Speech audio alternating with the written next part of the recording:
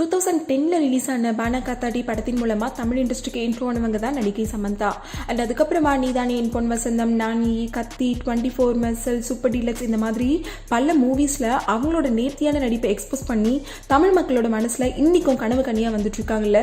தமிழ் மட்டும் இல்லாமல் தெலுங்கு படங்கள்லையும் நம்பர் 1 ஹீரோனியாகவே வந்துட்டு இருக்காங்க. Cinema award, Filmfare award, Vijay award இந்த மாதிரி 20க்கும் மேற்பட்ட விருதுகளை இவங்க வாங்கியிருக்காங்களாம். வித்தியாசமான ட்ரெஸ்ஸை வியர் பண்ணிக்கிட்டு விதவிதமாக போஸ் கொடுத்து அதை அவங்களோட இன்ஸ்டா பேஜில் அப்லோட் பண்ணி ரசிகர்களை குஷிப்படுத்தி வந்துட்டு இருக்காங்கல்ல. இப்போ வெளியிட்டிருக்க ஒரு சில ஃபோட்டோஸ் எல்லாம் பலரையும் விமர்சிக்க வச்சிருக்கு. ஆஃப்டர் மேரேஜ்க்கு அப்புறமா ஹீரோனிஸ்லாம் ஹீரோனியா நடிப்பது சாத்தியம் இல்லை அப்படின்னு கருதப்பட்ட தென்னிந்திய இண்டஸ்ட்ரியில் அது சாத்தியம் தாங்க அப்படின்னு நிரூபிச்சவங்க தான் நடிகை சமந்தா. இவங்க மேரேஜ்க்கு அப்புறம் தான் பல மூவிஸில் முன்னணி கதாநாயகர்களுக்கு ஜோடியாகவே நடிச்சிட்டு வந்தாங்க. அண்ட் இப்போ அவங்களோட காதல் கணவர் நாக சைத்தன்யாவோட எடுத்துக்கொள்ள ஃபோட்டோஸ், விதவிதமாக மாடர்ன் ட்ரெஸ்ஸை வியர் பண்ணிக்கிட்டு எடுத்துக்கொண்ட ஃபோட்டோஸ் எல்லாம் இன்ஸ்டா பேஜில் அப்லோட் பண்ணி ரசிகர்களுக்கு இன்ப அதிர்ச்சி கொடுத்துட்டு வந்துட்டு இருக்காங்க.